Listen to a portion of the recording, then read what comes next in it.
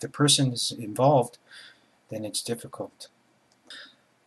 So, as changing clothes is not the same as taking a shower, the person must change his lifestyle. And very incorrectly, they are sent to the hospital. So let's just recap that since I was... So the person has...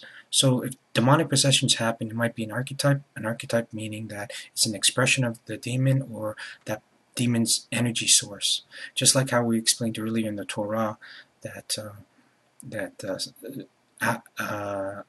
saying Samael's name is to bring forth that type of energy, but what that actually is that that's exactly what it is. So they don't identify Samael as a negative entity. I mean, a demon. It's just an energy force. In that way, that's what it is here. It serves that purpose. For if it was a demon, it would think. If the person, and if it is thinking, it might be the person. So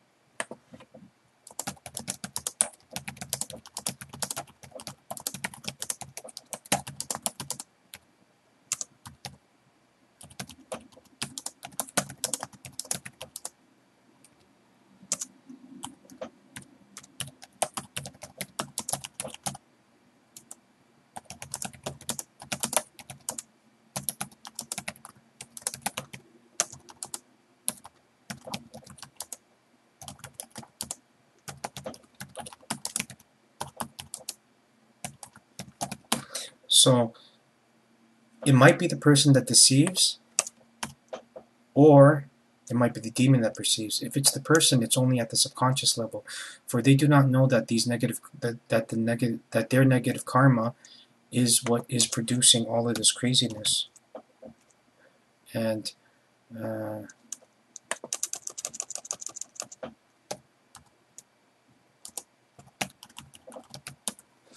but in some cases, the person contributes and has co-conspired or made a deal, in which case they are at fault, and ejection is difficult because they're to blame. So they're containing it within them subconsciously.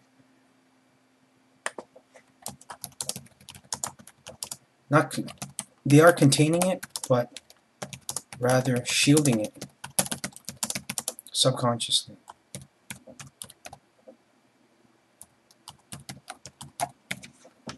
And unless absolution of negative karma happens, misconception could lead to the person's death. So as changing clothes is not the same as taking a shower, the person must change. And why that stuff works is because embedded in sigils, embedded in symbols, is actual energy, blood energy. And what that actually does is it just, no matter what it is, it just gets rid of it. It's like, for instance, it's like this. Let's say that you're being threatened, and if you're being threatened and you live in the wild, you know that they won't fight unless they get if they get injured too much. So what actually happens is that if you pick up a weapon and you see that it's a weapon, even though it's like a pen, but it's a metal big pen, it was like, you know what, I don't want nothing to do with this, because if I start to bleed to death, I don't have antibiotics or nothing like that. In the wild, they don't fool around. If they know that you can inflict some sort of damage, like what if this hits a carotid artery? I mean, you're dead, basically. And what actually happens is that they don't take a chance. And in that same way, picking up something that threatens them, like or using something that threatens them, and holy water actually burns because it's purified water, and anything pure does that. You know, no matter what, it's going to do that. Like anything water is going to put out fire. It's the same thing. Even acid will put out water, a liquid acid. So it's the same thing. They're just gone. You know, but I mean, it doesn't. Absolution doesn't mean getting rid of it. It just comes back. So that's why there's an influx of exorcisms happening right now, and possessions, not exorcisms, but possessions, and demand, and a higher demand for exorcisms. It's because they're not addressing the problem. They're not getting rid of the negative energy. Lo and behold, people in churches are not getting in trouble anymore. Why? Is because they're being attacked. They're being attacked because of not confronting um, uh, what negative energy is. But it's not because of that. It's because there's no sexual defense for priests. And you have to read Q35 for this. And it explains everything. It defends priests because they are holy, they are righteous, and they're just, it's not fair for them to continue to fight an uphill battle. So now it's not a problem because they're coming out, and negative energy, all of the avatars are now helping out with the negative energy. So the exorcism that are actually happening is actually happening to them, and there's more positive energy now because the avatars are providing that. All the spiritual avatars and enlightened people are doing that now.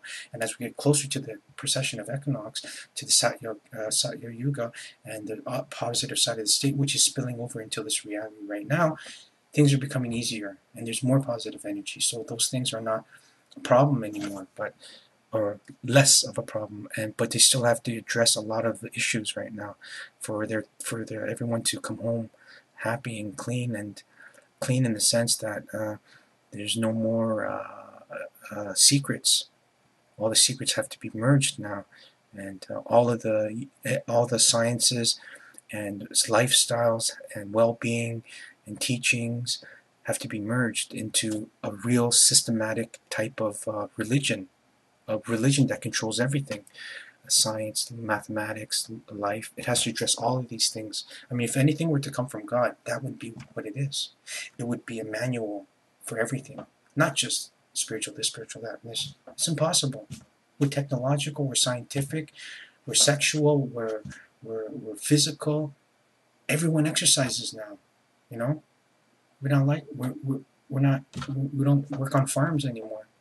You know, the type of exercising regimens that we have these days are so impressive, and the routines are so fun, like yoga and meditation and aerobics. Anyways, as changing clothes is not the same as taking a shower, the person must change his lifestyle or their lifestyle.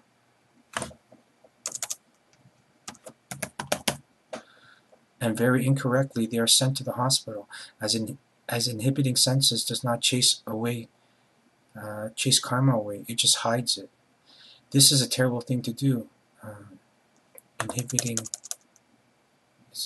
Not inhibiting senses, but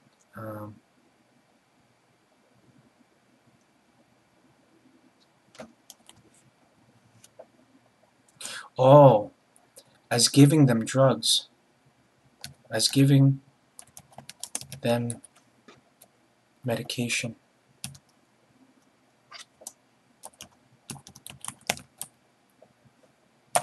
Does not chase karma away, it just hides it. This is a terrible thing to do. But without true spiritual science, what can they do? However, drugs do turn off and prevent demon interfaces. But when you're sleeping, your negative karmas bring forth what is correctly identified as inner demons. Now there's another process. What happens is that we have to consolidate our memories and what we see, but also part of what we see during the day is energy. So we're consolidating these things and it's shuttling through our brain, storing it, deleting it, filing it for later, possibly using it, filing it, storing it into long-term, doing that whole process again, putting it into our template. Template is a procedure where it's like a shelf for later use. See, like this shelf is for hygiene, this shelf is for CDs, this shelf is for lighting, the bottom shelf is for clothing. It's the same thing. So that's what a template is, and it uses that later. And that's how we have experiences, that's how we get wisdom, that's how we can exist in this physical world in its application by using these templates. Now, when we do that while we sleep, the problem is these things called night terrors or sleep insomnibulia, or I forget what it's called, but they say that demons are laughing at you when you're sleeping. You're paralyzed. It's called sleep paralysis too. But what actually happens is you're shuttling through these memories, and the negative event or the negative karma that you have is so traumatic or so negative that your spirit, once it sees what you have, they're like, oh man, I can't believe you did that. And we do things like that all the time when we're drunk. Why can't we do things like that we don't even know that we do? And that's what we do subconsciously. When we look at other girls and we stare at them pretending that we're having sex with them, that's spiritual rape. It's bad. You can't do those things. Okay? So anyways, what actually happens is that these things all apply, and your spirit can't leave into the astral world and do spiritual things, which are good things, and planning for the future and being helping towards the evolution of mankind, bringing heaven to earth. Can't do those things unless you consolidate those memories, get rid of all the negative stuff, and then it can leave. Because it can't come into heaven with negativity. It'll just get kicked out of heaven. But it can't do that normally. People that have negativity, they can't enter it. It's like you're the key. You're the actual key, and you can't get in because you're locked. You're locked out because your key doesn't fit into the lock. So that's what happens. And what actually happens is that if that does happen, then you can't leave. So then, but the another problem is your spirit can't correct it either. It can only remind you in dreams, and these are nightmares. So if you want to learn more about these things, then please read on topics about sleep, which is